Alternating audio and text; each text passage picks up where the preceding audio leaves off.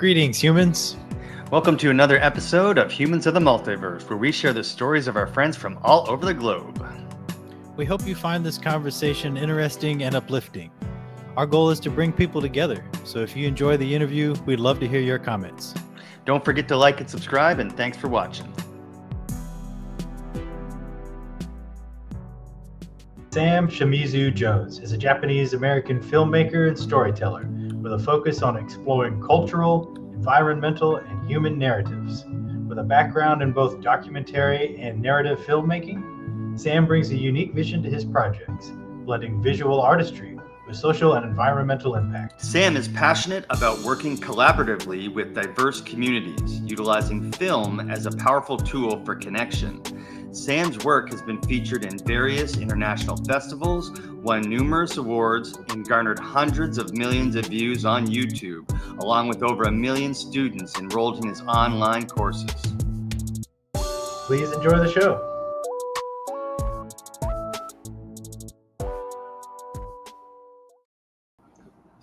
So where in California are you, Sam? I'm currently down in Oceanside, California. So I used to live there. Oh, no way. Okay, yeah. Yeah, on Michigan Avenue. Okay. Yeah. Do you know where that is? It's right across from the train station. Right. Yeah. I'm in South O, I guess. So okay, the other side of town, but yeah. Yeah. I was right by the beach. I lived in like a 900 square foot apartment that cost me like $1,500 a month. But if I walked out, I'd turn left, and there was the beach. So it was all good. Yeah, I'm sure that's probably like $3,000 now, but yeah. Oh, definitely. That was back in I think 2014 or something like that. Okay. So I think things have probably changed just in general in the area since then. Yeah. It's a beautiful place though. It's been going through some stuff. It lost its beach. It's like a lot of rocks on the beach now, which is a weird thing. That's weird. Yeah, that's like the big local drama that's going on. But what happened? Along California coastline, they built all the harbors and they basically disrupted the movement of sand. And so each year they would dredge the harbors and that would kind of replenish the sand. And then for whatever reason, I think it's COVID alongside funding or something, but they sort of slowed in that realm. Mm-hmm. And then also there just happens to be less sand due to probably larger things, larger movements of things or something that I don't understand fully. But yeah, I mean, it's a lot of sand to not be here because I remember there used to be 100 feet of sand going off these rocks. Yeah, so there's man, I remember being there 11 years ago, and there was sand. It was all sand. I'd go there every single day. When you're there at the pier and like the amphitheater, it's just rocks or what? You can.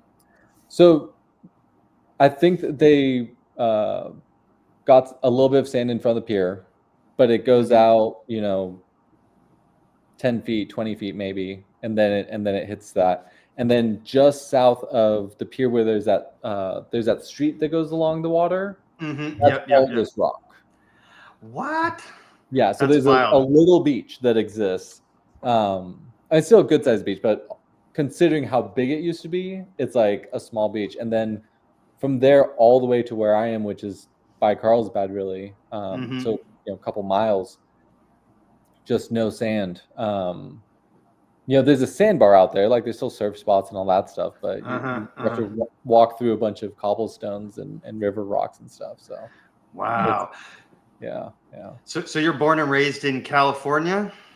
Yeah, California kid from Santa Cruz, California. Okay. Grew up in a surf town and then moved down to LA for a while and was based out there for a long time.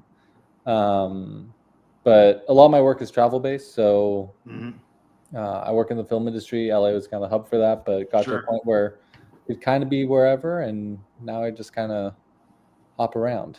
So got it. So I read that you did skateboarding videos. Did you do surfing videos as well? And tell us how you got into skateboarding videos. Yeah, skateboarding videos was definitely my entry into doing camera stuff. Was a skateboarder and hung out with a bunch of kids, and we did some surf videos later in high school, but skateboarding was definitely the starting point. And it's just a friend had a mini DV camera, and you know, some of my friends were willing to huck themselves off stairs or starting to do crazier things, and I was like, well, I don't know, because I gravitated towards the camera. Yeah, the camera gets brought out, now their confidence to try more challenging tricks increases. You see absolutely. Okay. Absolutely, yeah. And one person does one thing, so someone's got to up the ante, you know. Yep. But it was also in the heyday of, you know, Jackass and all that stuff. So we also did reminds me of early MTV. You know, plenty of stupid things as well. But yeah, it became sort of second nature, and then we'd go home and you know, little by little got, you know, editing software and got my own camera eventually, and then in high school, I guess it was junior year, they had a video class, and so I was able to actually like be in a classroom and learn Final Cut Pro, and you know, not be on iMovie necessarily, and just basically learn more skills. And my teacher was like, you know, you can do more than just skateboard videos. That's cool, but you know, showed me some other things. We did like scripted videos, we did, you know, commercials, we did little PSAs, and yeah, that kind of sent me along the way of more than just skateboard videos. But I think in the background, those have shaped my my career in documentary, of just being very observational. And you know, I'd have a friend over there doing that, you know, trick over there, and another friend over there, and I had to be, you know, head on a swivel. Yep. Try to get, you know, the right angle, make it look cool, you know, get in the right position. And I think it informed a lot of my work later on in life. What was the teacher's name that kind of pushed you along a little bit? Miss Angelakis, or well, she's told me now that I can call her Jenny, which is her first name, but she was Miss Angelakis, and she was kind of definitely, you know, sent me along this trajectory, completely changed my life, and one of the teachers I look back on like, had I not, you know, how different life would be.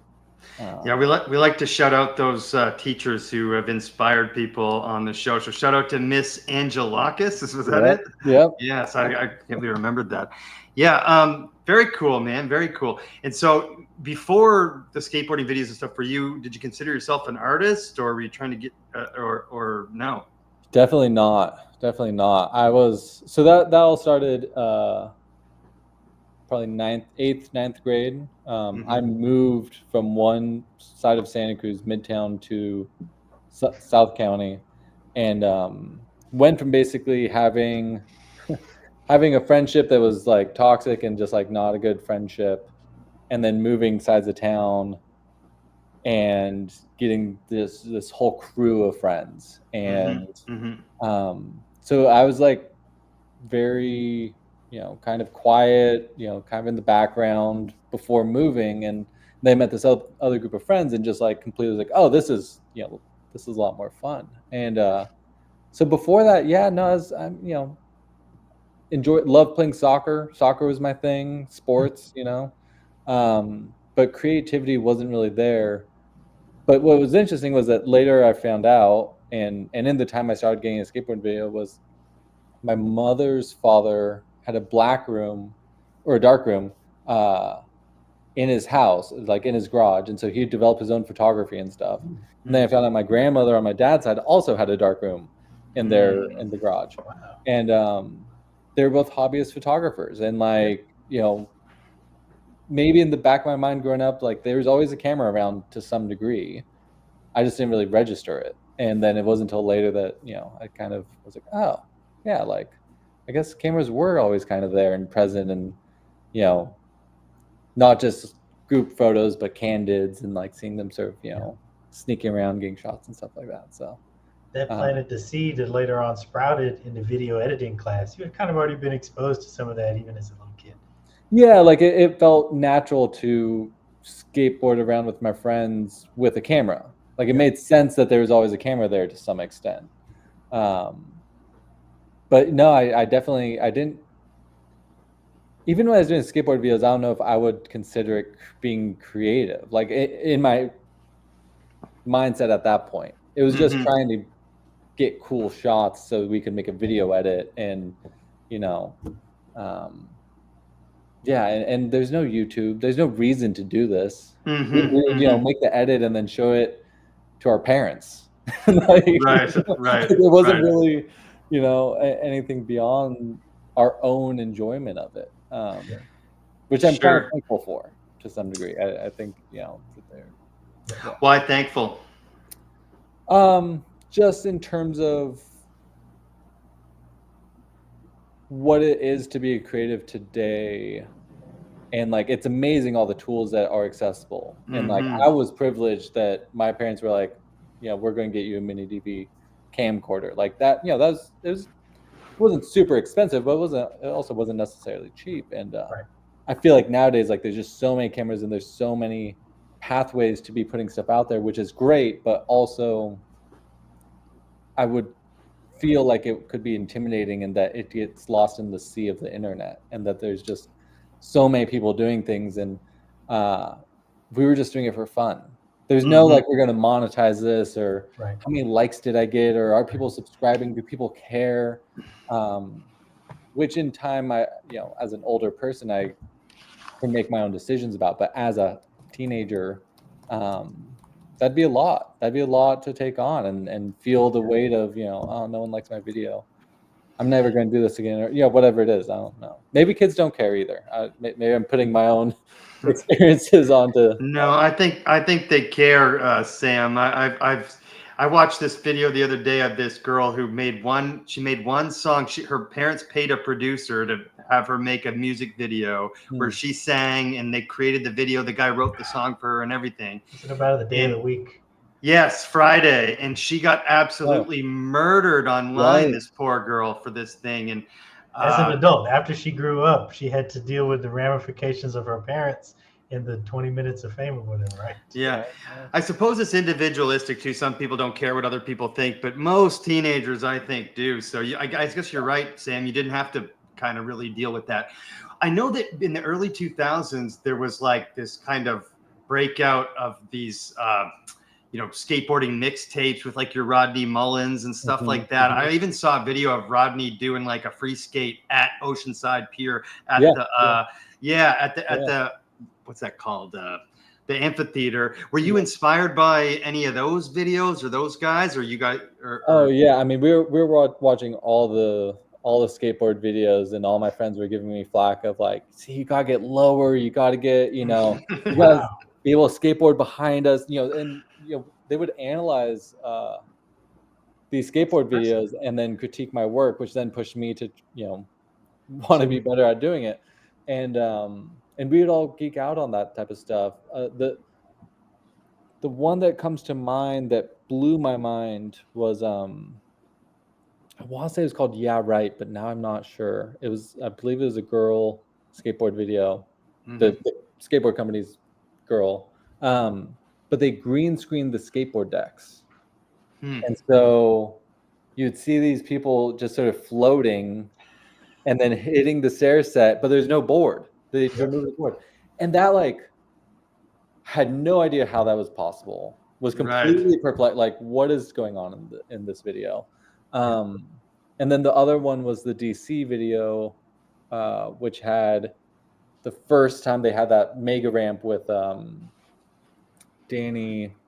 Oh man, I'm forgetting his name now. But regardless, there's just certain videos that were coming out in that time for us that really it's just like, man, how they get that follow shot, or realizing that okay, they took a few steps and then the camera person jumped up 2 stairs, then got on the skateboard, then followed along, or just all these little ways that they were doing it. And there's like BTS on some of the DVD set type things, but it wasn't necessarily easy to find that stuff.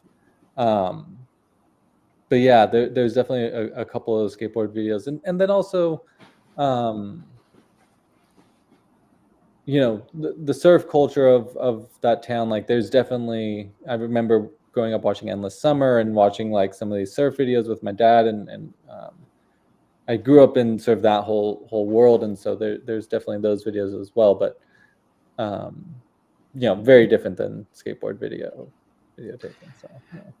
That's interesting how while your friends may have been honing the tricks they were doing, you were honing how to zoom just as fast as them right behind them and be as balanced as possible and how to get the shots and the angles, which is almost it's a different repertoire unto itself because the only way to go as fast as someone zooming on a skateboard is to be zooming right along after them.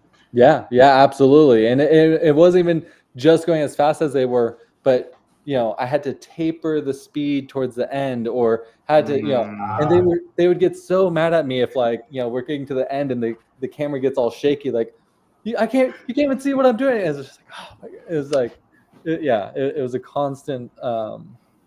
That's a great way to put it. Them learning their tricks, but then me having to learn how to do my own sort of skateboarding alongside them. Yeah. I thought it was interesting too, how like for example, Mike and I, we never made videos or YouTube videos or did a podcast before, but we watched a lot of podcasts.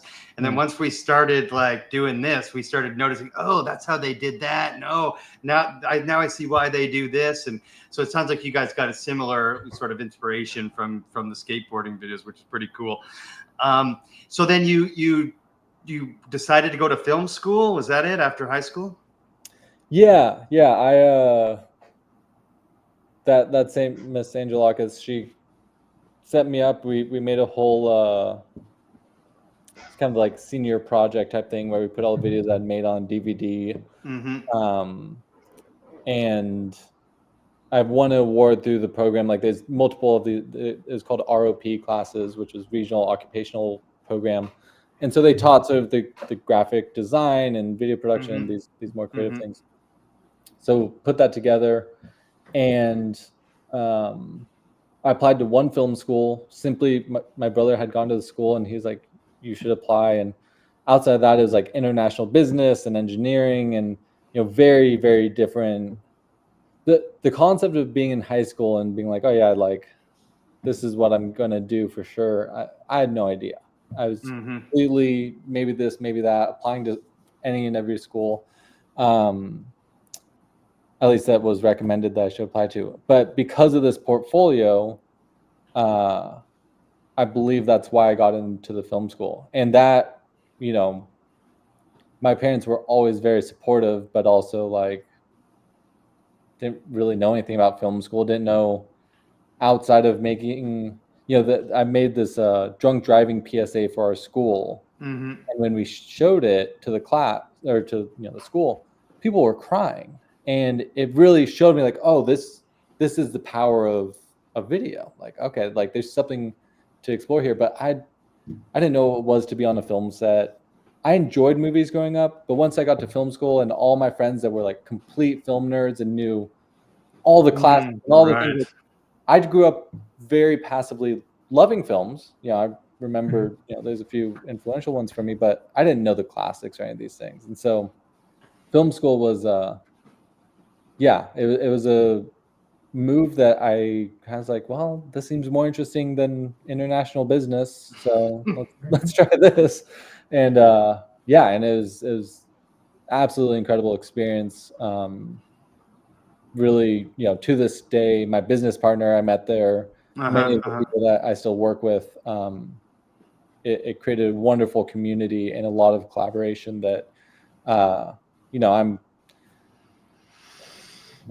14 years out of film school now and still interacting and still having conversations with people from those days. And it was a big step that continued sort of this trajectory for me. So sounds like the universe was putting you on the path you were supposed to be on, huh?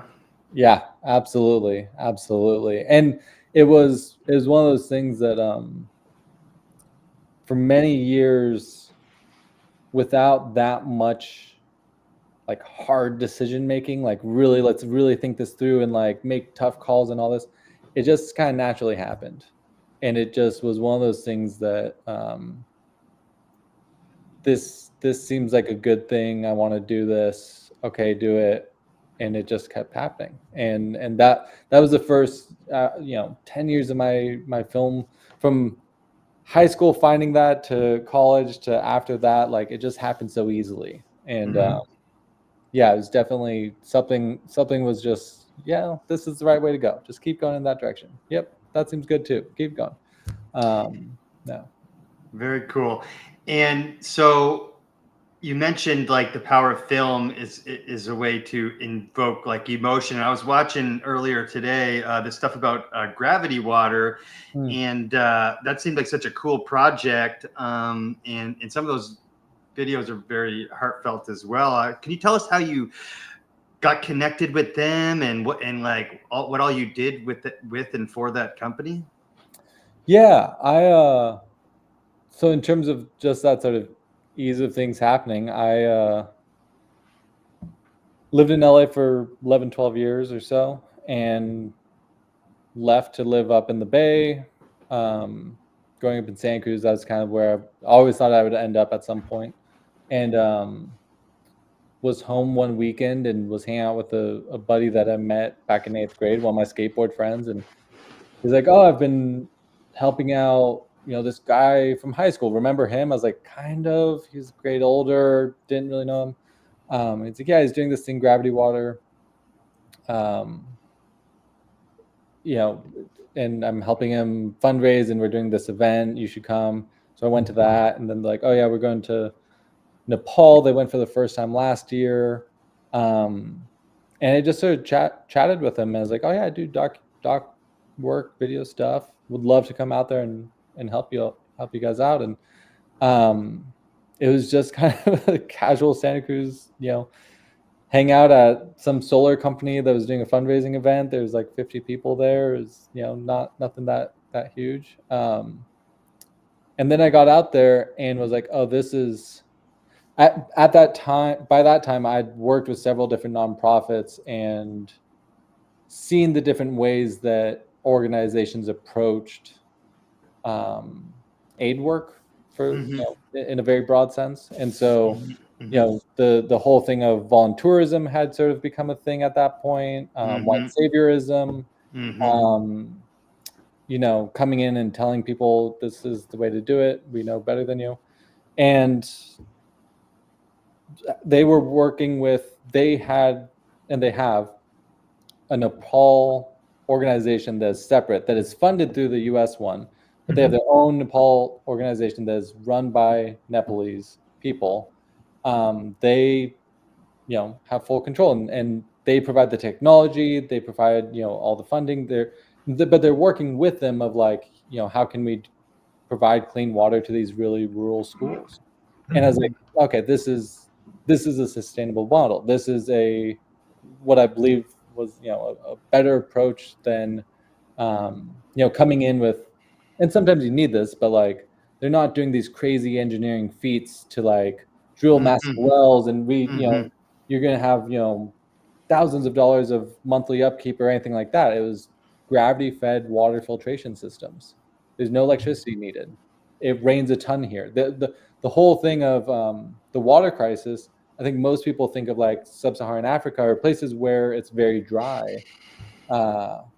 And he's like, but there's all these regions that have immense rainfall every single year, and people don't have access to clean water. And so it's a really simple solution for a place that, had a lot of things, but they just don't have the infrastructure, they don't have the access. And so they create this system. And it's been 6 years now that I've been sort of working with them and gone out there a couple different times. They work, all throughout Asia.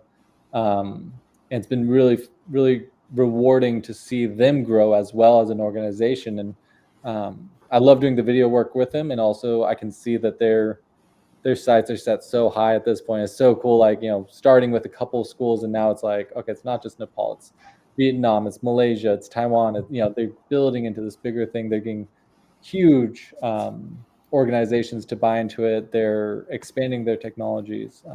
It's been a really, really rewarding thing, and just cool because it's this guy I knew back in the day from high school, and it's like it's just this whole I think what I love most about documentaries is you meet these people that have these passions and these things that they spend their lives doing and committing to, and I get to sort of come in and either share their story or share their life's work story and why they do what they do, or how it's impacted the people that's impacted. And for the most part, most of those people are interesting and just good people trying to make a difference and are making a difference. And I get to sort of help them along that way. So it sounds like that's an important part of your process, is the people you're working with, and you know, the organization and their values and that kind of thing. Yeah, definitely. I for a long time, my motto was to do work that spoke to me in some way, and you know, to help people that were doing good in the world. And of course, you know, I've been running a company for over a decade now with my business partner, and we've done things for money, of course, but we've also tried to do it somewhat with, you know, things that we're excited about, and always, you know, giving part of the year to giving back to organizations that are you know, unable to maybe pay top dollar, but we can do you know, do it at cost for them, or get to support them in some way. So, but yeah, that's been a very important piece for me, because, you know, the choice to do film school, the choice to go down this creative path, it wasn't necessarily to get rich. It wasn't necessarily to, like, you know, it's like, this feeds my kid. I don't know, it loses its spark, loses the passion for me a little bit. So yeah, I think that's good how you strike a balance between, obviously we've got to make money to get going. That's because that's the system that we're in right now. But then showing your gratefulness and thankfulness for those successes by spending that time and energy helping people that can't pay the big bucks. Very good balance. Yeah, it works better sometimes than not, but it's, you know, the world is a lot of the world is yeah, based on growth economics, and just, you know, you got to keep growing as a company, you got to keep, you know, having income. And I'm doing everything I can to try to, you know, approach it from a more circular side, and try to, you know, give back from what I take. And you know, a big part with my partner that she's brought in so much into my life is just being, you know, conscious, having intention of how we choose to live, and you know, how many things do we really need, and how do we live. And because yeah, it's, you know, more money, more problems. Sometimes it's very much the case. Yeah. It's amazing how a partner in your life will change and affect how you see the world and how you think about things, you know? Yeah, absolutely. So I wanted to ask, so was working in music ever part of the plan, or did that just sort of happen as well? That just kind of happened as well. I grew up with quite a few friends that were musically talented. I did play trumpet in jazz band 6th grade and 7th grade. Woohoo. I was not talented. Yeah, it was not my strong skill set, or I didn't have much skill in it. But I love music, and I love a lot of those nights or weekends when, you know, they would be jamming and we'd all just be hanging out. And you know, I had a couple friends in different punk bands, and we'd go punk shows and stuff. And yeah, I think naturally, also with skateboard editing, so much of that was learning to edit to the beats. And you know, when when they land, that's on beat, and when you cut, like, that's listening, and really listening to how music was progressing and building up to certain shots, or what, you know, whatever, all those tricks. I think it was just kind of part of that process. And had some friends that were DJs and starting to do, you know, these events, and I would do their videos for them, and just like little promo videos, and, you know, early days of YouTube. And then that just kind of, I started doing some music videos, started working with different artists, and that continued on. But I mean, you know, who doesn't love music, right? It's, you know, that's another thing. It's just like, I enjoy doing that stuff. So, hey, can I take this film, you know, video stuff, and work with musicians? Like, yeah. And when you're a kid with a camcorder, say for the first time, it's a lot easier to tackle a music video with your friends than a full-length movie. Definitely. Yeah. It's a lot easier not worrying about sound and all the other things that come along with it. It's, for a long time, I think my early day film professors, their biggest thing was like, it needs to be more than just cool images and music. Like you need to have some more going on there. And that was just how my mind worked for so many years. That it's just like, yeah, but like a good montage is cool. And I kind of go back and forth. I appreciate a good song. If it's a catchy song, even if it's fluff or the music video is just cool looking pictures, I can still appreciate that. But there's songs with deeper meaning that have, touched me also. So there's room for both. No, absolutely. And when like there's those few music videos where the visuals bring to life the song and the lyrics in a whole other way and make it that much better. And like, yeah.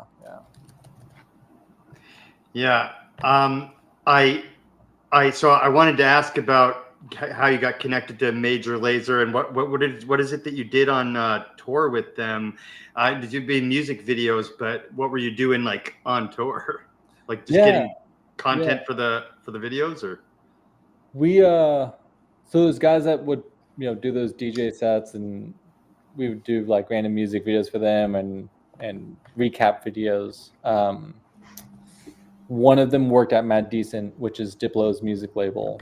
And like I remember going to one of the early days block parties that they had in LA, and Cal DePena, he was just like, him and Danny Parra, they were like the cool guys. They're in with the music scene. They like were the movers and shakers and trying to like get to the bigger clubs and do that whole thing. And I came back from Panama. I'd been living down there for a little bit doing documentary stuff, and he's like, hey, like you do doc stuff, you do travel stuff, I know you can do the music thing. Major Lazer just put out this new album, it's going to be big, and they want someone to document their summer tour. As Pieces of Mission, so Lean on Me was on that album. And it was their first European tour, and they just, I mean, skyrocketed during that first year. And so my job was sort of twofold. On one side, it was Instagram days where you had 15-second videos. So there'd be a show, then there'd be an after party, and then we'd sleep for a few hours, and we'd fly to the next city, and then there'd be a show that night.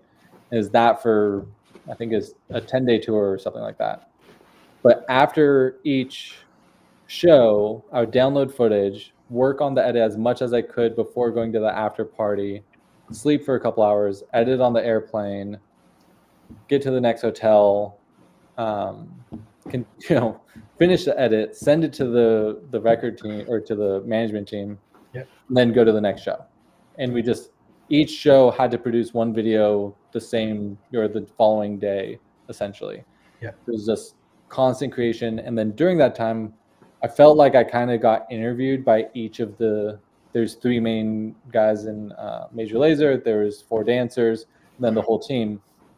And a lot of these, the dancers had all, for the most part, I think, been on like multiple tours with, big name actor or big name musicians. And so all the roadies were like, had been roadies for so many years, the lighting guys, all this stuff. So I was definitely a new fish in this whole world. And so they're kind of like, does this guy know what he's doing? Is he showing up late to things? Is he, feeling it out? And they're like, okay, like he's doing good work and he can keep up. And so they asked me to continue on.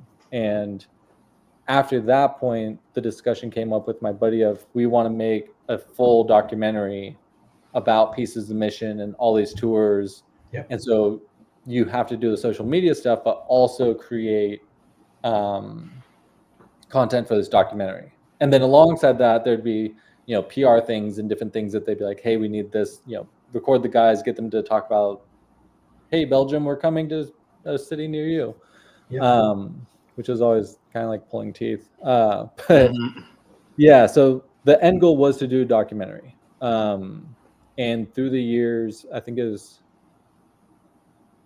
what year was that? It must have been a couple years later, maybe 2016. But Cuba opened up to the U.S. again, and I want to say we were there like a week after Barack Obama had been there or something like that. And they put on a free concert in the streets, and this whole crazy thing. They sent down their discography to this guy who offline distributed all their music throughout the island. They didn't have like a normal radio setup to share that music. And we get down there, and 500,000 people show up to the show. Woo! This crazy, like all of Cuba shows up. And for that, they had another documentary crew come to do a documentary about that show. And so they ended up taking some of the stuff I'd been getting, but basically canned my project to make the Cuba, yeah. Which sucked, but it was a huge event, and it was amazing, and it was. But for me as a documentarian, I was like, part of this several year thing was to make this bigger documentary, and now it's just getting shelved, which is the way of the world, and kind of it happens. But so it was social media that turned into music videos. The background for me was that I want to do documentary work, so the background was that there would be a documentary at some point. But yeah, it was a wild 3.5-ish years. That's amazing. Yeah, and that's a dream come true, from starting with your high school buddies shooting skateboarding to be able to go on tour with a big artist, the ones you would go home and watch after the skate park on TV. That's amazing. Yeah, it was. I mean, that was kind of my whole thing after graduating college, was like, I want to go and see the world, and I want to get paid to do it. And the places that Diplo wanted to go to do some of his shows, like, sure, there was the big festivals and stuff, but the Cuba show is a perfect example of that. We did an Islamabad show, we did a Beirut show, we went to crazy places. How was Passport? Any passport struggles? I mean, touring artists deal with that all the time, but when you go to an odd country like that, sometimes the band shows up, but the lighting guy couldn't get in, or vice. There were some scrappy shows for sure, but they had an amazing team, and like they always made it work. Right. It wasn't like I have 2 passports, because they worked with a creative agency that knows how this stuff goes, and like, oh, if you're going to that country, you can't have that stamp to then go to that country. And so we had to get passports for those times. Very wise. They had this logistics guy, like the Islamabad show. He went several days or maybe a week in advance and was setting things up. So yeah, they just had this incredible team that was, I don't know, for the most part, I mean, who knows? Maybe there's like a bunch of drama in the background. I'm sure there was, but for the most part, the shows all went off, like, especially those like non big festival shows. I thought they all ran really smoothly, and they're always just these sort of amazing, cool kids who got the ticket kind of thing, and just like it was always such a cool scene and sort of experience for, I think, both sides. That's great. Yeah. So just from looking at your work and hearing you talk and stuff, it seems like culture and diversity is like a fun part of your work, and a big part of it. Was there a favorite culture that you visited in your travels, either with floating doctors, gravity water, major laser, any like the favorite culture or country that you visited, and why? Favorite would be really hard for me to say. I think the biggest thing that I learned, and to your point of what's maybe coming through here, is that when I sort of realized that wherever I go, there's the grandmother that wants to feed you way too much food, or there's the uncle that maybe says things to get a response, and says the inappropriate stuff, or whatever it is. Like, wherever I went, there was just like really amazing ways to connect with people that I felt like I was just so out of my world. one of the things I will say about the difference between like Floating Doctors, where I was in one place for a year and a half ish, versus Major Lasers, that I really got to know the Nobe culture, which is the indigenous culture of the Bocas del Toro region of Panama. Mm-hmm. I really know those islands and understood that place. Whereas Major Laser was like, yeah, I went to Islamabad. I was there for 26 hours. Right. We hardly slept. We saw as much as we could. Right. But like, did I really get a sense for it? But one of the memories that does really stand out for me was in Jamaica. They had a show there, and Walshy Fire, who's one of the three members of Major Laser, he took us out into the streets one night, and there's these huge stacks of speakers just blasting music, and there were these crews of 3 dancers each, and they're kind of like lining up and stuff, and one line would come in and they'd be doing a dance, and it was like a dance battle. But if the other side could replicate what they were doing too easily, so like they start doing their routine, awesome. But then they go and they start doing it, it's like, oh, like your shit's too basic, I can do that easy, watch. And then they would do it, and then like there's this amazing lively scene taking place. And I've never been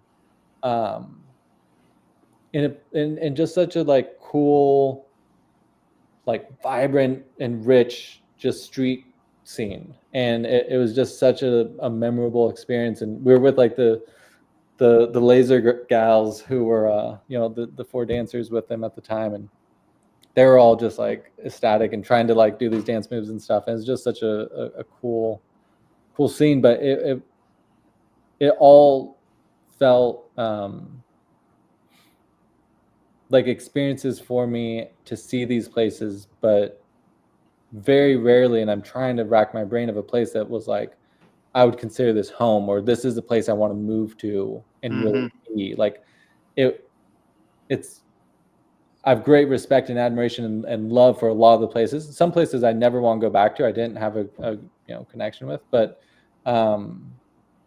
I think one of the biggest things that I've found, especially working with different indigenous cultures, is like that sense of place.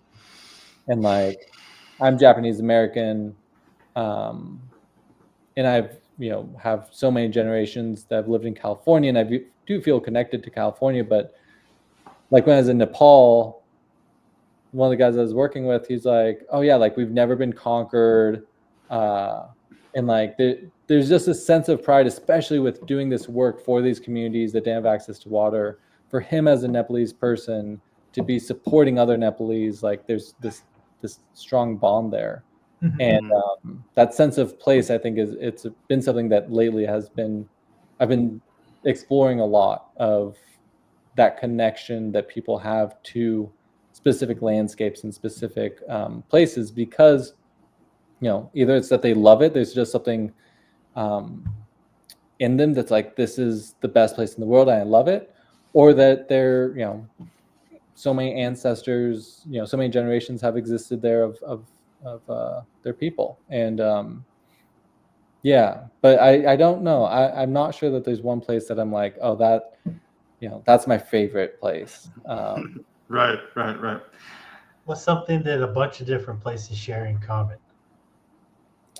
I mean, just that, like, we're like, just that it's like people eat, sleep, and go to the bathroom. And I mean, it's just kind of like toilets are different in different places, yes, and you need access to water, and there's a lot of things that are just you go through the same motions. It's just that we were just in Costa Rica, and my wife got bit by a bullet ant, and like we were just on like an evening walk, as we would do anywhere else, and like we were looking for sloths and looking for monkeys and this kind of thing, and then she got bit by a bullet ant, and like that definitely doesn't exist in California. Right.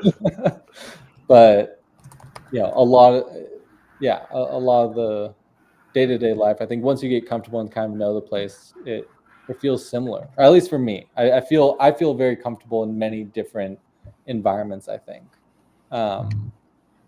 And also feel that that's kind of, where I sometimes question of like, that sense of place. And am I just getting to pass through a lot of these places with my camera and then I leave and, people continue living the rest of their lives there. Yeah. That makes sense. So sounds like you were able to get a little bit more, not a little, a lot. Where were you for 3 years with Floating Doctors? And can you tell us about that? You got more sense of place there, I'm sure. Yeah. And the north, Panama is kind of funny because it curves. So the north west, I guess.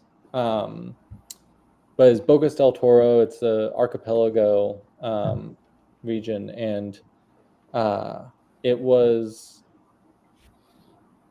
Bocas itself is a surfer backpacker destination. And like I went back there recently actually, and I was there pre-influencers and pre-social media, but now it's like definitely sort of a cool place to go to. But it was still that back then, but it's somewhat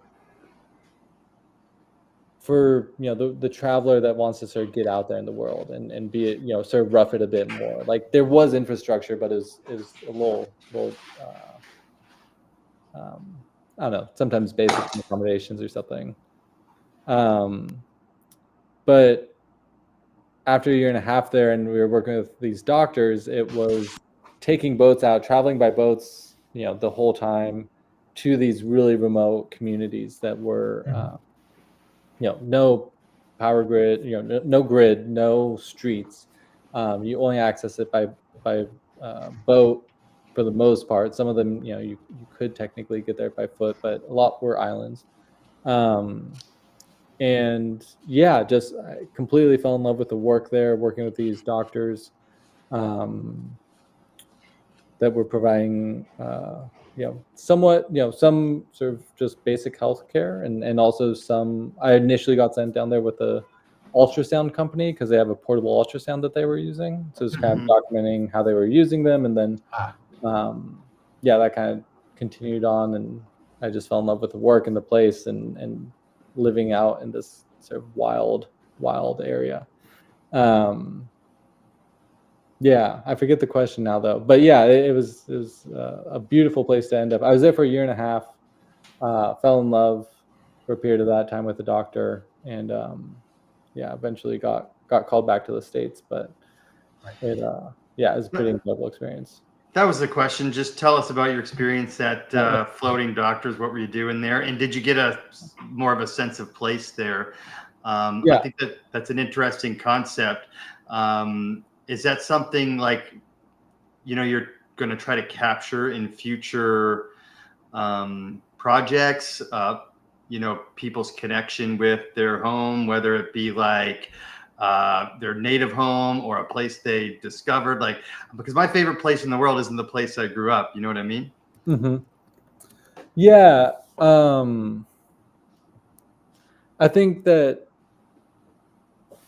was a year after, or 2 years after graduating college, and being, a young 20-year-old that is trying to figure out what life is and how to set things up, how to have a job and all this. And, right. How to do your laundry. Yeah, exactly. Yeah. And just being, okay, so this is what life is. You graduate college, you get a job, you pay off your student loans, like you enter the workforce, right? The question post college was like, oh, well, do you have a job lined up? Like, what are you doing now? And I got a job right out of college at this music studio. It was a horrible experience. That led to South America for a period of time. And then because I went to South America and started to learn Spanish, that led to Panama. And it just completely reshaped the picture of what life can be and how I could set up life and live. And, I want to say for that entire year is like, I made $1,000 or something. But they were paying for my food and, they gave me a place to stay. And, I didn't need much, and I was getting out into these beautiful places and working with people that were literally at times saving lives, and it was so fulfilling and so meaningful. And it that alongside my South America trip really showed me, like, yes, I can make to circle it all back, yes, I can make pretty images and put them to skate songs, or to music, but does it make any difference? What am I actually saying with my work? What is it that, makes it unique to me and makes it unique to, like, what I'm putting into the world? And it completely changed my trajectory in that way, because it was so impactful and meaningful and sort of deep in that way. And also the place was, sort of island fever-esque. It was not there. It was a little bit Groundhog's Day, and after some time, it's like, okay, like, is this my life? Am I willing to dedicate? How much am I willing to dedicate here? And it just happened to be that someone offered me a job back in LA. That it's like, oh well, like, the dream is to shoot a feature film. Like, I want to go back to LA and be the director of photography for a feature. So that ended up pulling me out of there. But it's cool to be the local, non-local person that, as all these new volunteers would come in, I would get to sort of show them around, and I knew all the communities, and I knew, like, there's bioluminescence in the water right now. Like, if you go swimming at night, we can be swimming in, pools of blue and all that kind of stuff. So, can you tell us I don't know anything about that culture there, the indigenous. Can you tell us about them?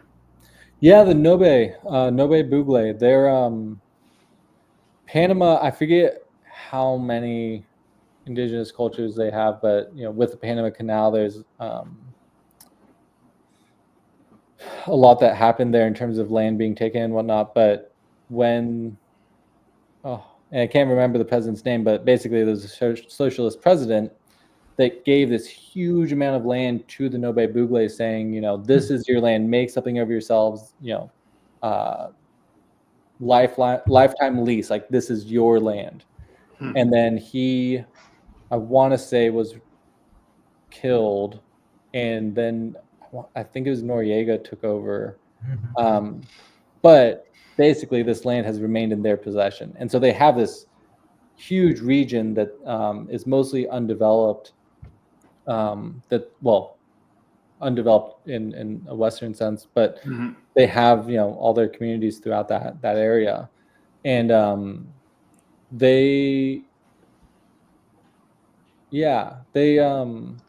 they had been displaced. Is it correct to say they have been displaced, but not terribly far, and then within a few years the leader that you're saying gave them some land to say, okay, you can have this area? They were there originally.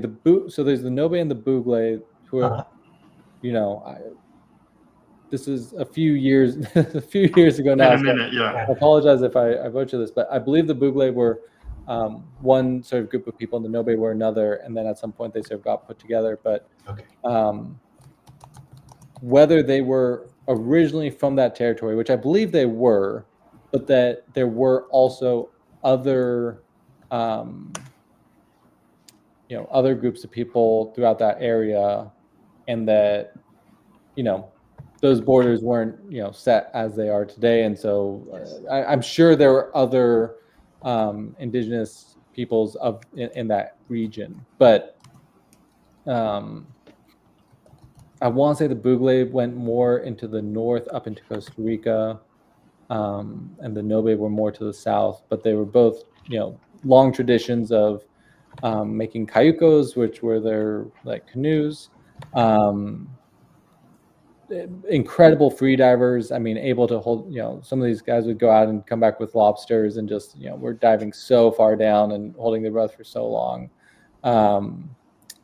And a really interesting thing of, the Nobe in the mountains versus the Nobes along the coast, and just such different terrains, and sort of some living by the ocean, and some being in these deep rainforest communities, which just completely different worlds.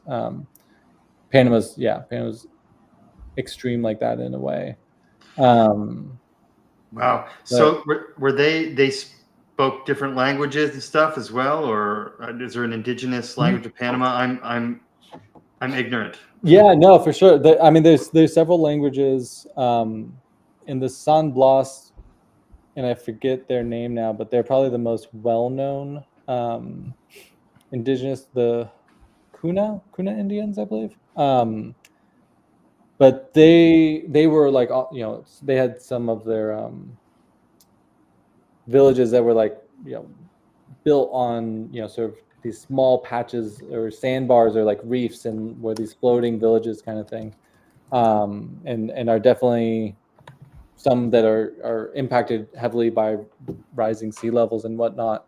So they're probably the biggest or most well-known group from down there. And then the Nobe speak Nobere,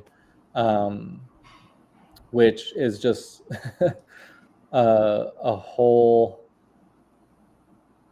I don't know if it's connected to Mayan roots or I know like in Guatemala and Mexico, like they seem much more closely tied to Mayan language, whereas I couldn't tell you where Nobere stems from. I started to work with an anthropologist while I was there, and we started to learn about the language and translate some things and work with some Nobere on storytelling. My big thing was I wanted to capture their folklore and some of their origin stories and things like that.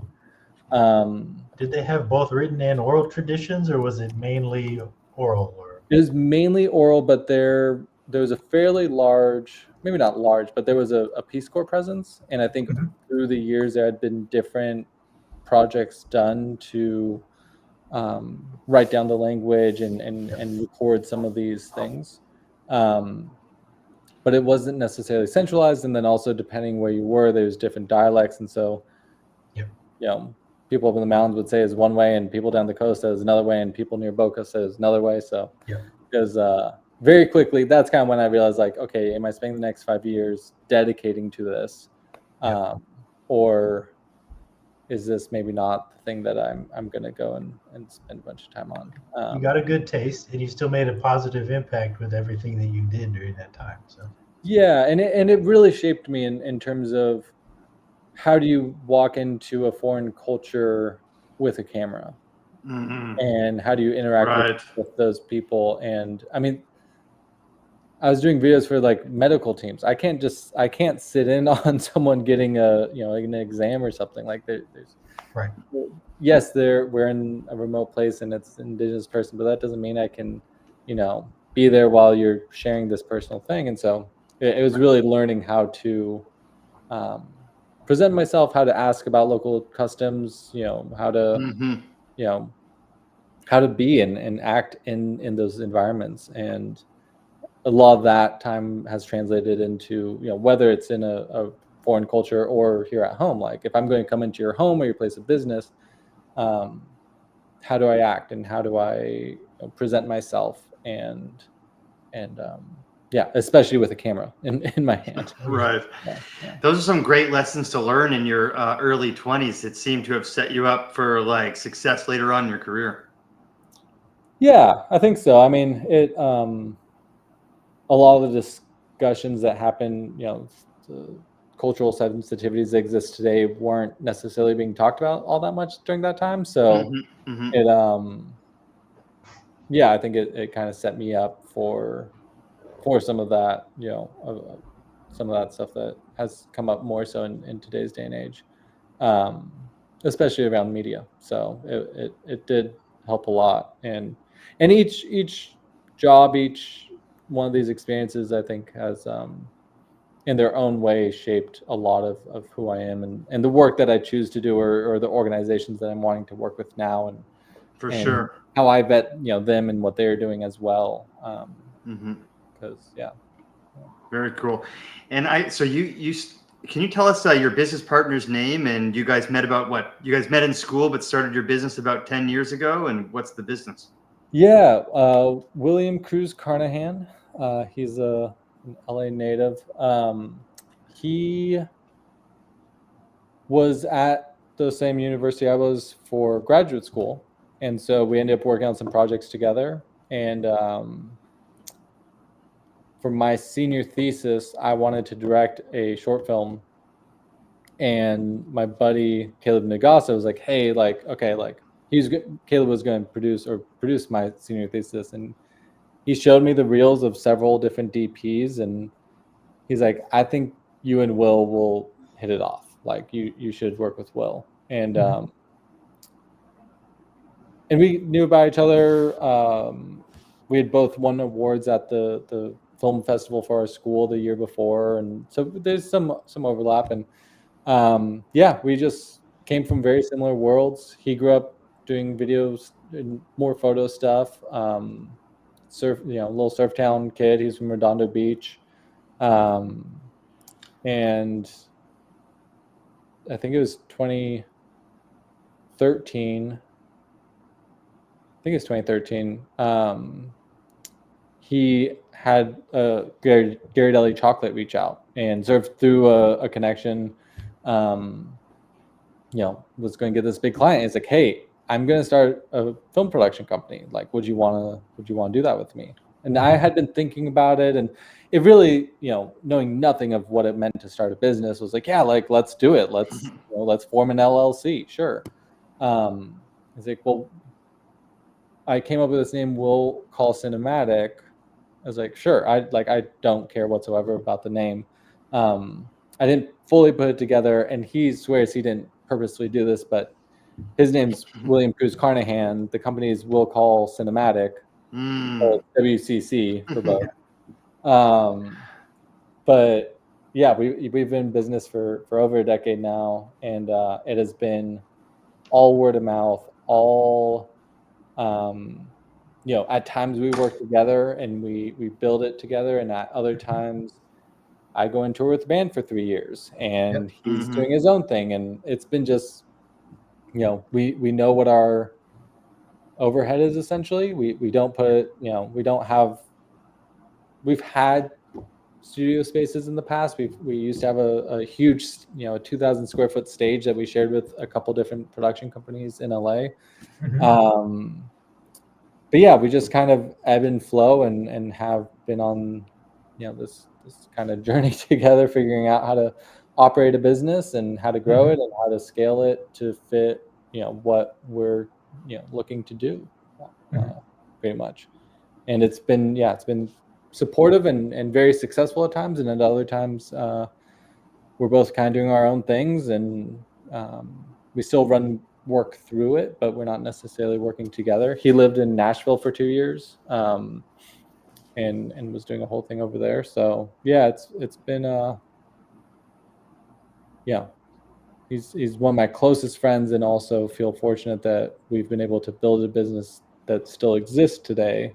And it's all just been kind of easy. I've a lot of friends know a few people that have started film companies together, and you have creative differences, or any startup, like doesn't work out, and for whatever reason we've been able to keep it going for a while now, and it's all just been pretty easy.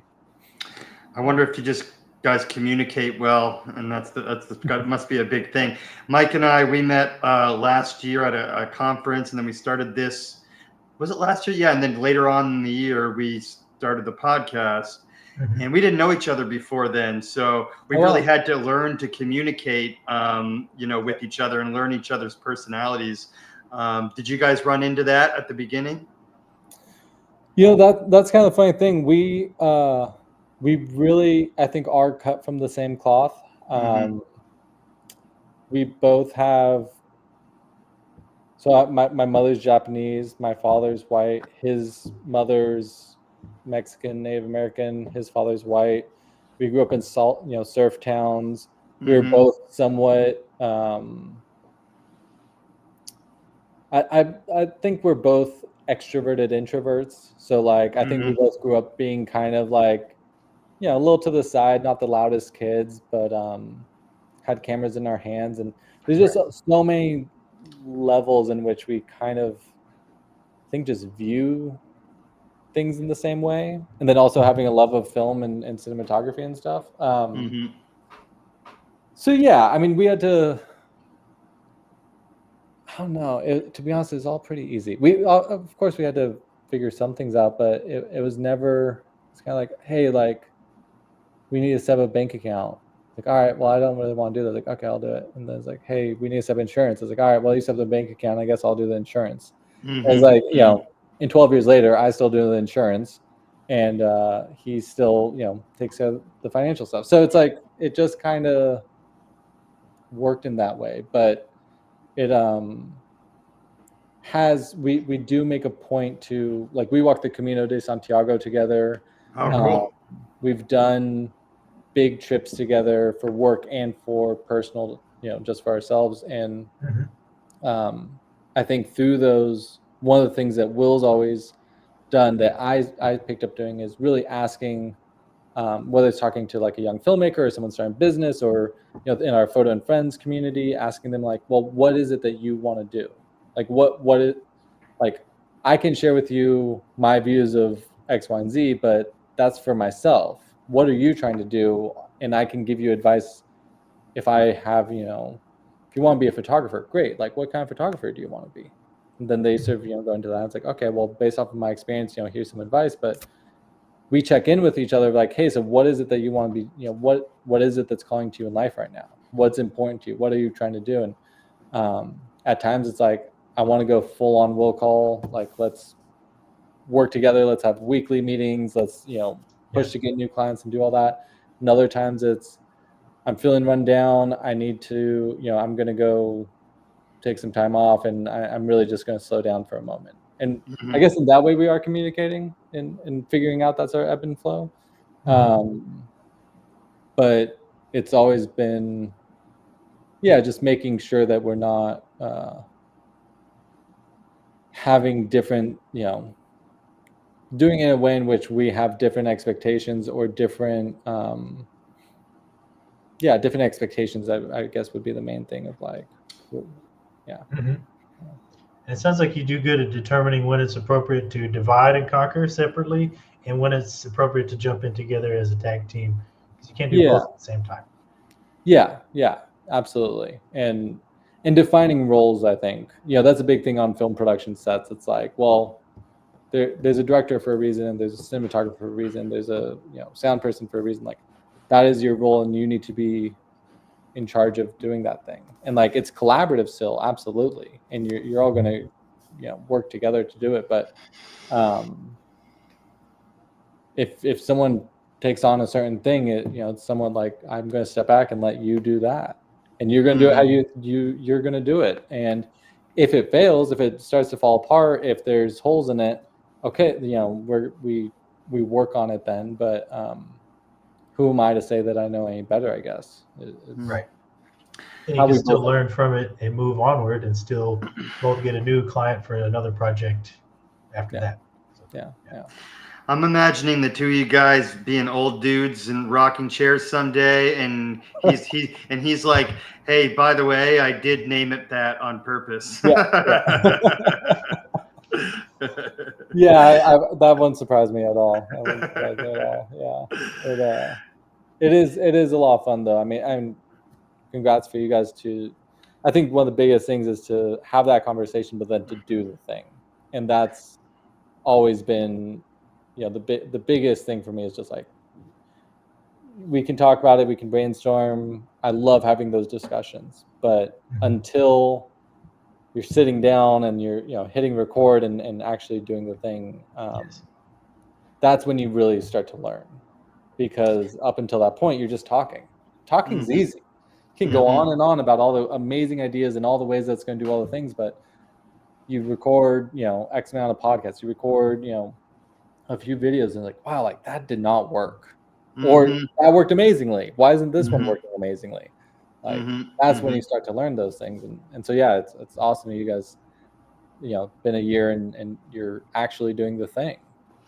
Yeah, I appreciate that feedback. And because that was kind of, Mike and I got talking about this, and we didn't we did some planning. I'm more of a let's do it without planning at all, and Mike's more the opposite. And I'm more inclined to come up with such a nice plan that I never get around to executing it because I'm still refining that plan. So that's an important balance. That's an important balance. It became an important balance. And what's funny is Mike was actually the one who one day we were sitting there and we were going over our software and stuff. And Mike's like, "You want to just go live?" And I was like, "You want to go live?" It's so much easier than editing.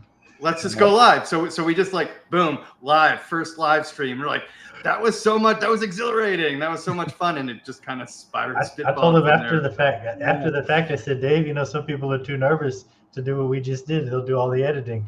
Sometimes, hey, we're bold enough to go live. Let's go. Hey, that's amazing. That really is. My wife last year, she set off to take a group of people and lead a meditation group on the Camino de Santiago. And like, I don't know how much you guys have heard of Photo and Friends, but this photography community and online education that my good friend Phil Ebner, he's really built this whole thing. But alongside Will and him, we do this whole online education in photography and film, and then we have an online community, Photo and Friends. And we've always talked about doing workshops and like, would anyone show up though? Would people want to do it? Like, all the plans have been put in place, but like never really done it. And she went and did it and had this amazing time and like, got 10 people to sign up to come with her on this trip. And it was one of those times when it's just, there's a thing within Buddhism called mudita, which is like joy for another's joy. And it's just like even you guys just right there of like that first time of logging on and the excitement and adrenaline of like, we did the thing. Like, it's such mudita. It's such like happy for someone else's happiness. Cause like, that's being a creative and designing these things and having all the things, but then putting it out into the world. It for me fills me up so much. And I see it in others. And it's such a vulnerable, scary, terrifying thing that kind of gets, I don't know, it gets a little addictive or something. It's just like it feeds the soul in some way.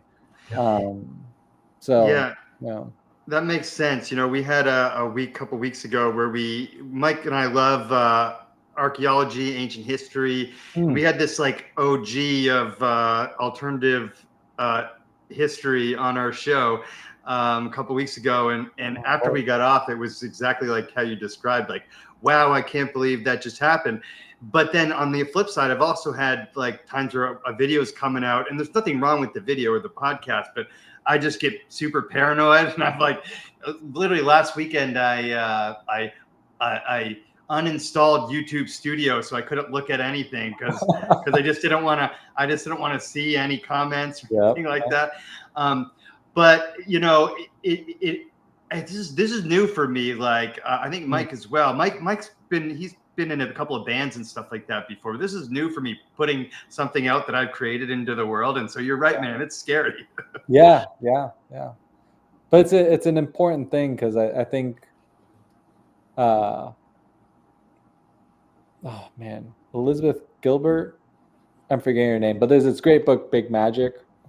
And she talks about basically that when these ideas come into your head, it's kind of like shared consciousness in a way.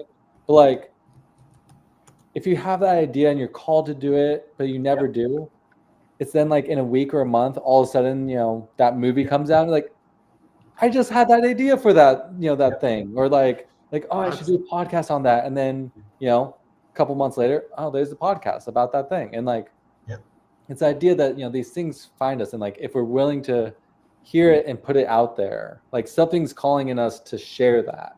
And, if we hear it and we feel so inclined and we do it, it attracts a certain people to us, or it starts a conversation, or, it leads us to that next thing. And if you don't, what I found at least is that it finds someone else. That lends to the idea that like we're just receivers and the universe is just raining ideas down on us. We have to open ourselves up to it. There are some people that believe that. It's possible that's true. You got to turn your radio to the right frequency and be open to the idea. And so I think that's an interesting way. It'll find someone else. If you don't do it, the idea will find someone else. I like that a lot. Yeah. I like that concept of being a receiver, and just because it is, how, especially with meditation and just tracking the mind and where thoughts go from, come from, and it's just like some of the things that pop into my head, and especially dreams, it's just like, man, like how did I possibly come up with that? How did my brain, like, where did that come from? And it's a pretty, it's interesting. But do you have time to talk to us about your meditation journey leading up to doing a retreat or on the Camino or what? Yeah, sure. Yeah. I just texted my friend and said I was going to be late. So, but meditation for me started as using what was that app called? The Calm app. It's like a little 5-minute guided meditation. Sure, I've used it. Yeah.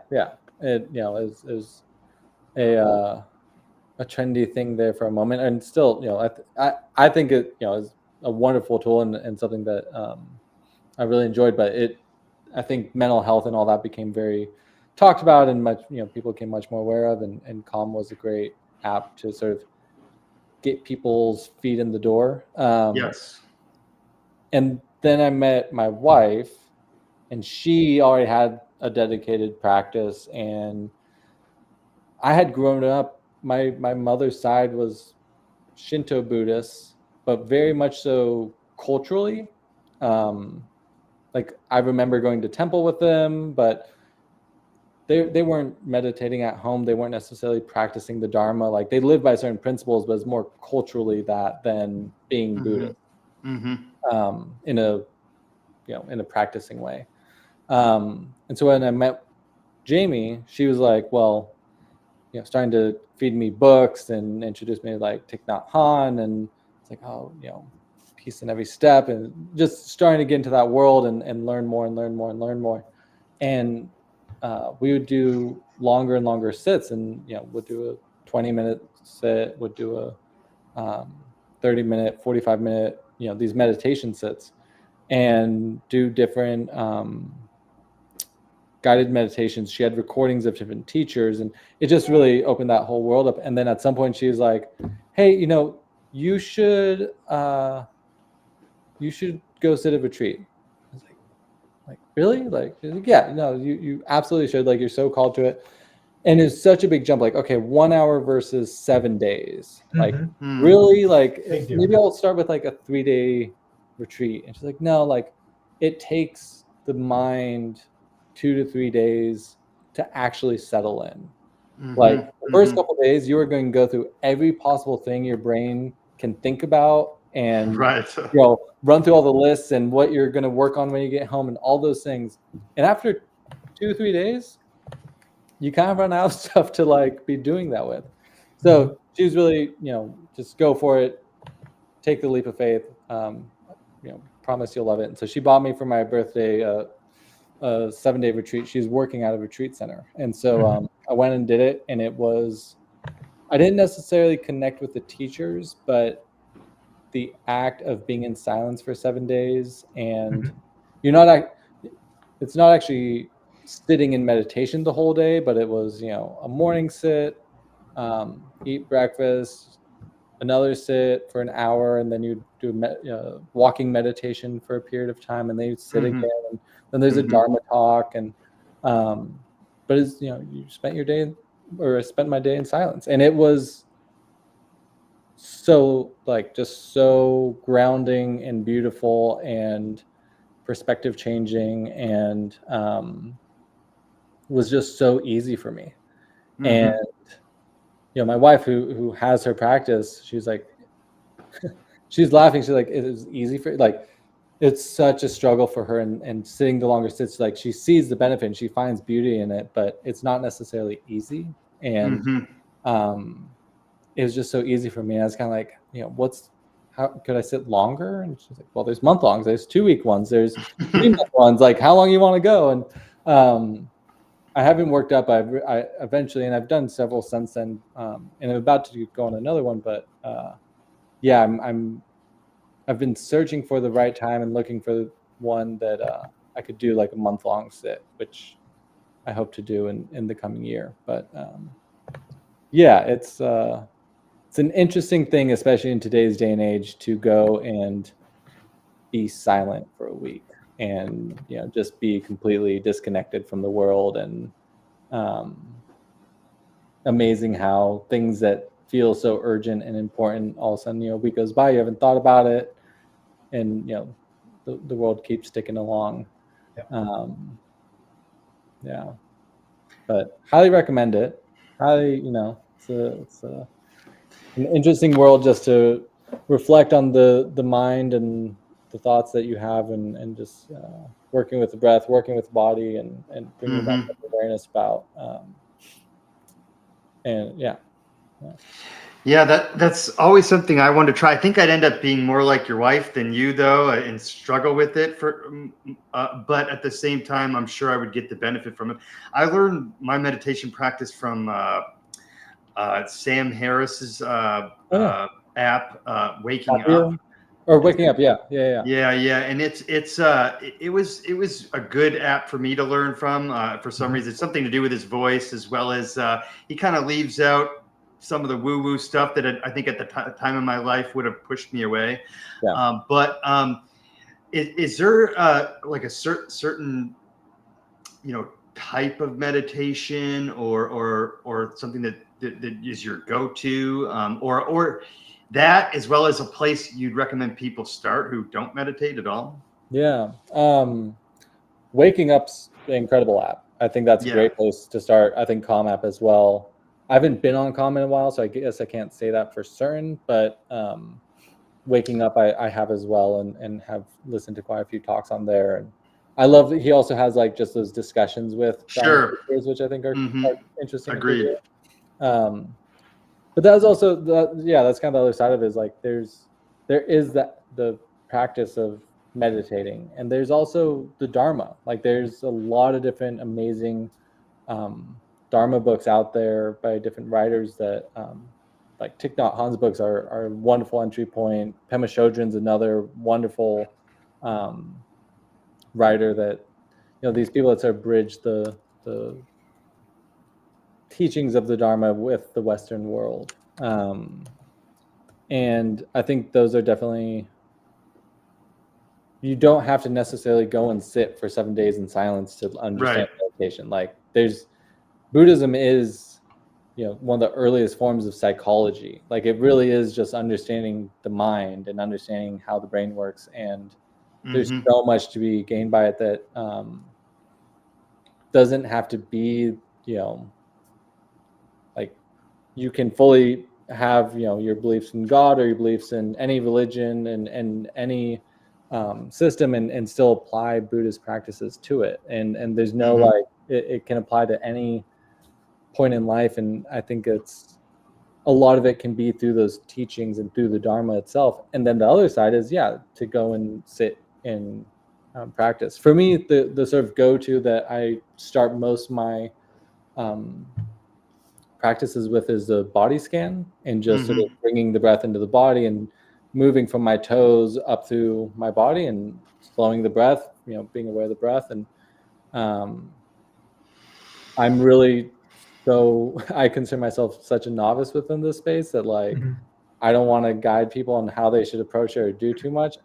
I've found it, really important to my life, and encourage people to at least explore that world. And I think Waking Up is a great place of that. And also to know that there's many different teachers and many, there's Buddhism, like Christianity, is sort of a larger umbrella to many different types of teachings and beliefs even. And so whether it's Zen or Theravadan, or there's all these different schools of thought that all fall under the same banner, but are slightly different. So sometimes one meditation teacher really speaks to you, and sometimes they don't. And so I think sort of being willing to listen to a couple and just be like, oh, like this I like this person and how they speak and whatnot, and learning what the Dharma is and what these teachings of the Buddha are, and then maybe some people have more analytical mind. My wife has read so many books and is so well read, and would be appalled at me probably talking about some of this stuff, because like I really don't know. I don't know the facts. I'm not good with that stuff. But if she wants to come on the show, we'll do a whole segment episode. She would love that. She would love that. Yeah, for real. That actually sounds really cool. Yeah. But then for me, it's like more the somatic, the body side, and like being with breath and slowing down and all that. And so it's But I love it. It's cool that when did you find the Waking Up app, or have you had a practice for a while? Or so I'm a combat veteran, and after stuff, I had to find other ways to cope with things besides like negative behaviors. We'll put it that way. And that was one of them. I was people had tried to teach me it before, in like therapists and things like that, but it never really stuck. But so you're totally right about trying, like finding someone or something that like teaches it to you that hits right, And I think it was what it was I was watching Sam Harris on YouTube, just like in some kind of podcast or something. I don't even remember specifically, but they mentioned his app, and I was like, I like this guy's voice. I like the way he thinks about consciousness. Let me check out the app. And what I really liked about it was, at the time, I don't know if they still do this, but if you can't afford the app, they will give you a year membership for free. So that at the time it wasn't working, and they gave me a free membership to it. And I just did it for a full year, not every single day. They have a 30-day, like do this 30-day beginners one. And that's the one I sat with. But I really get a lot out of his voice and the way he explains things. And for me, it was about learning how to be like, I still struggle with this, but learning how to be comfortable in my body, sit still, be calm, let go of tension, be aware of the tension in my body, that kind of thing. And so I was really fascinated with how you described like going to the 7-day one, and how your wife said that, the first 2 to 3 days is like your kind of mind letting go of all the things it wants to think about. I would love to see what that would feel like. So I was already looking up some stuff while you were talking, like maybe I should go give this a try, because who knows? I don't know how long I'd last, but I'm telling you, I think that would be a weight off my shoulders. I think it would be. Is that what it feels like? Yeah. So the beautiful thing of it is, like life, change is the only constant. And so each retreat I've done, it's been a different experience. The last one I did was so incredibly physically difficult for me. And I had, I didn't go into it with necessarily knee pain, but for whatever reason, my body was just achy. And that was just a practice. It was just very like difficult for me to get comfortable sitting. That first one, I was freaking floating. I was so like loving it and just could do it for hours and hours and hours. And then that more recent one was super difficult. And now we're doing one coming up that's a nature retreat. And so it's actually sitting in nature for the practices, and like we're camping out and going to be out in nature for it, which I love, because for me, like, the natural world is there's this whole thing, and I don't want to get too deep into it because I shouldn't be teaching people practices, but you focus on the breath and you have that practice. Another one is like using sound and like using the auditory as that being the thing that keeps you in that present moment, and being out of nature and hearing those natural sounds and having that be your sort of thing that brings you. It's back to the breath, but it can also it's back to these sounds that bring you to that present moment. Right. It helps to anchor you, get you tuned into that right frequency or wavelength. Yeah.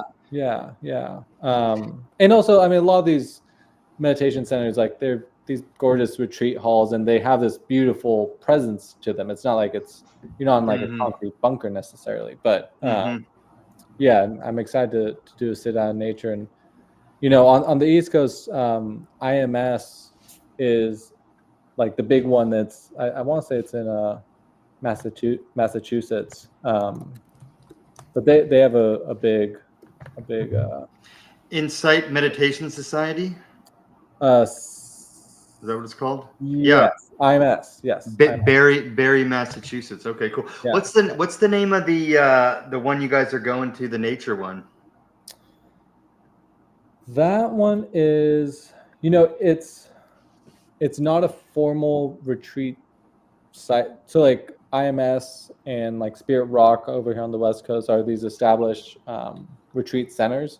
Okay. The one we're doing is with a Dharma teacher who's teaching with a yoga teacher actually, and I want to say it's just on like private land or something. It's not like a formal retreat center necessarily. But let me see. It's called. It's not that one. I'd love to give them a shout out just because it is a. Yeah, so it's at Off Grid Retreats in Mendocino, and I think they're just calling it a nature retreat. But yeah, the teacher is Kirsten. What's it? Kirsten Rudestam. Apologize if that's not saying it right, but she's a great teacher. My wife is actually doing an eco chaplaincy, Dharma eco chaplaincy program with her and this other teacher or several other teachers. And the whole thing is using nature as a healing tool and fusing that with the Dharma. And so that reminds me of our interview with Reverend Bonnie and yes, For Our Common Home. Totally the same thing they got going on up in Oregon. Okay. Yeah, so I have a friend I worked with. His name is Walt Rutherford. He's a Vietnam veteran. He's one of the first people we interviewed, I think the third or fourth. And he was like, you should definitely talk to my wife, Bonnie, who I'd met before as well, but I didn't know anything about her. They created a church and community in Oregon called the Church for Our Common Home. And it's essentially ecology and Christianity. And they try to make it accessible to everyone, like of all different, denominations or religions, and they try to make it virtually accessible to everyone. It's kind of a neat concept where they eat. So they have a service every Monday where they do their sermon, and people tune in online and in person at their farm that they own. But everyone eats together. It's a potluck at the same time, which is kind of cool. Yeah. But we'll link all the retreats you're talking about in our description, and we'll also send you the link. Maybe you and your wife will be interested in checking out the Church for Our Common Home.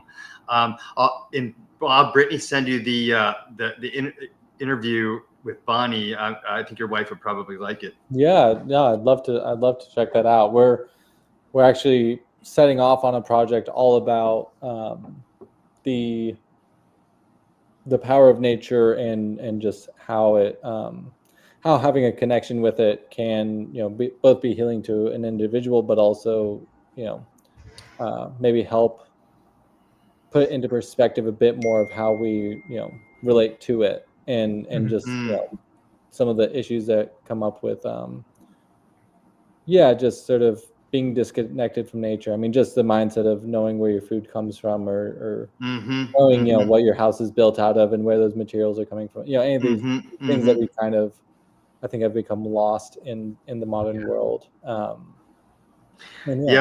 We go to the bathroom, we flush the toilet. Who cares where it goes, right? Exactly. Whereas, it's funny how so many people don't know like how any of the, this happens, in their house. I think you guys would really like to check that out. I'll definitely send that to you guys. Yeah, please do. Yeah. I don't know. I feel like we're reaching a good spot to wrap it up, and we appreciate the extra time that you put in with us as well. You got me thinking of this. This is an impactful one for me, Sam, because you got me thinking about the, that sounded like a thirst I needed to quench, shutting up for a week. And I think I would highly benefit from that. So I'd love to hear how your guys' next one goes, because nature's been a very healing thing for me. That I discovered my love for camping and nature living in California. I went to grad school at USC out there, and that's when I first went to the desert, Joshua Tree and stuff like that, and I started camping and whatnot, and that's when I really started developing my own sense of spirituality, and it was really in my early 30s. And so combining the two, meditation and the nature, for healing both spiritually, emotionally, and physically, because it's all connected, I think it's a great endeavor to embark on, to explore for you guys. So that's cool. Yeah. I try to, if you're called to it, I support you fully, and would love to. I'll find this one teacher. They're doing another retreat that we did last year in Southern Oregon along the Columbia River, and it's a nature-based retreat, and it's out of nature, and it's a beautiful property, and there's this river that goes through it, and I think the retreat's in like June or July, and so it can get pretty warm, but the rivers, snow melt, and it's a special place to sit. And I those first couple of days, the mind is one thing, but also what every teacher has told me in any of these retreats is, the first couple of days you're going to get tired, because the body is the nervous system is just go, go, go. And even if you're having a chill day, like there's still a sense of doing to some degree. And you get to the retreat, and it's like, most of them have someone that's going to be cooking the meals. There's going to be a bell that's rung for each of those.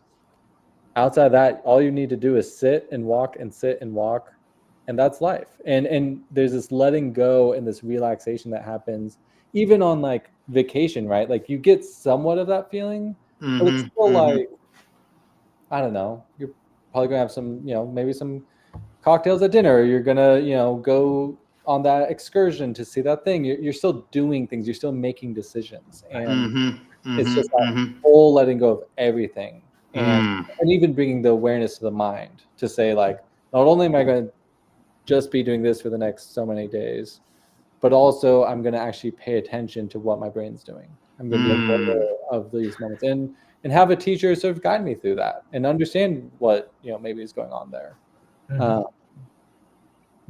But I highly recommend it. It has brought a much, it sounds like you're even farther along than I was, but like I had somewhat of a sense of like connection to nature and like the Calm app and stuff. But it definitely, without my wife, I don't think I ever would have gone to a retreat. Like that just seemed like such a daunting, impossible task.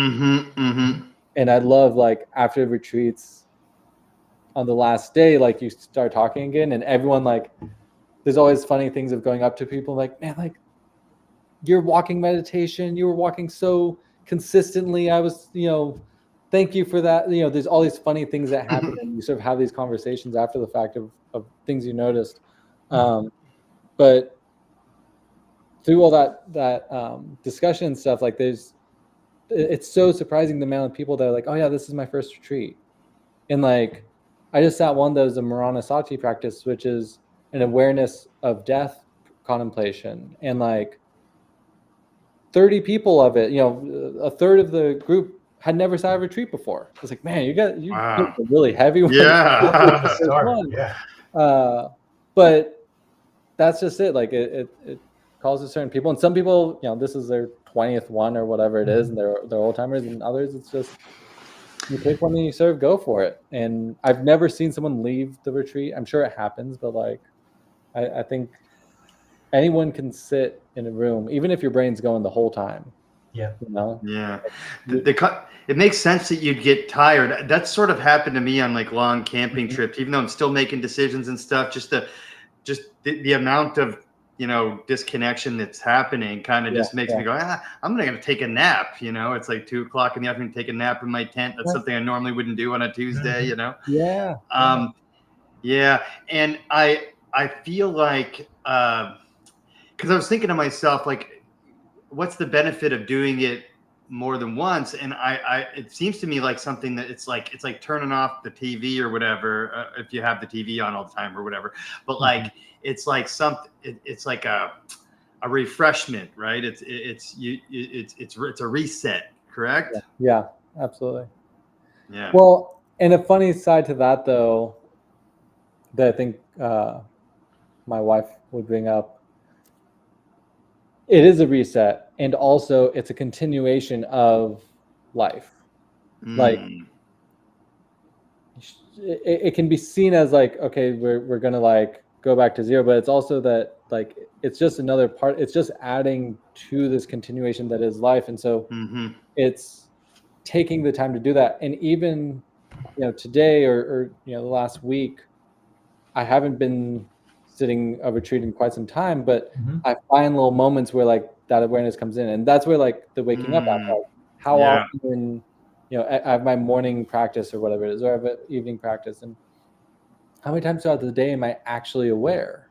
And that's where the real work is. Doing a retreat's kind of it is like a reset, but it's also like take this time, and also this is just another day of the week. Like you're out camping, and like I think that's kind of like separating it. It becomes two different lives. It becomes two different worlds. But it's like, well, no, it's the same though. It's just like you can have that same presence of mind. Bring that back to the busy world. Yeah. And that's, I think, kind of a big part of it that I've learned of, well, how do I carry this into the day-to-day? And I think I've spent so many hours being a documentarian, being quiet in the corner of a room, filming other people do things, being very observant and aware, that maybe that's why it kind of came naturally to me, the sitting portion of it. Learning the Dharma and learning all the teachings. I mean, there's so much there, but the ability to sit still and sort of quiet my mind and just be focused on this thing. I sometimes wonder if that's it connects to my work in some way.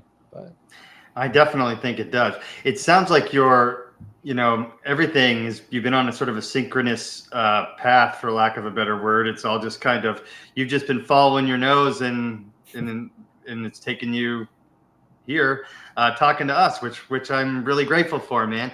Yeah. We'd love to have your wife on the show, talk to us more about meditation as well, if that's okay, if she'd be cool with that. Yeah, I'll ask her.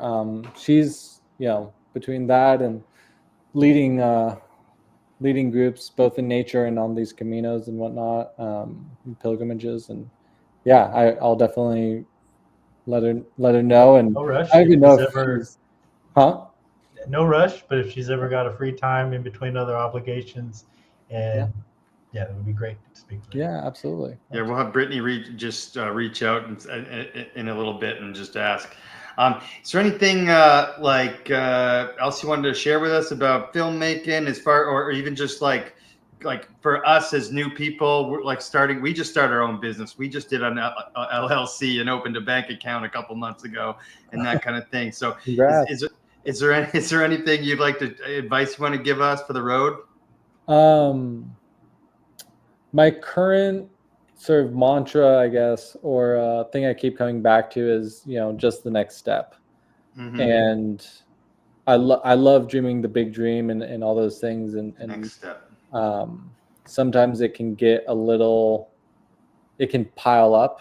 And I think as of late, at least, my whole thing is just like, okay, well, what's the next step though? Like, I have these things I want to work towards. I have these big goals and I take the time for that. But even at that, it's like, okay, well, the next step is to write out those goals. The next step is to just take it, so that one day at a time and to trust the process in that. But what you guys were talking about of communication and finding that way to work with one another, I mean, that's such a critical piece to it of having that understanding and having those expectations sort of set. And it's a big thing to to open a bank account with another person. It's right. It's one thing when you're doing it because maybe you've gotten married or you have someone you want to spend your life with, but it's another thing to okay, we're going to do business together and we're going to do this thing and commit to it. But no, I hope you enjoy the process and have fun with it. And I mean, one of my favorite things in the world is getting to sit down and have in-depth conversations and just, ask people questions and hear about their life and go through that. So I, just hope you enjoy it. And yeah. Well, thank you. We appreciate your advice. We're drawing inspiration from your story. For sure. Yeah. We look forward to continuing the journey. Yeah, man. Yeah. Thanks for talking with us today. Yeah. Thank you. Thank you. Just the next step. Love it.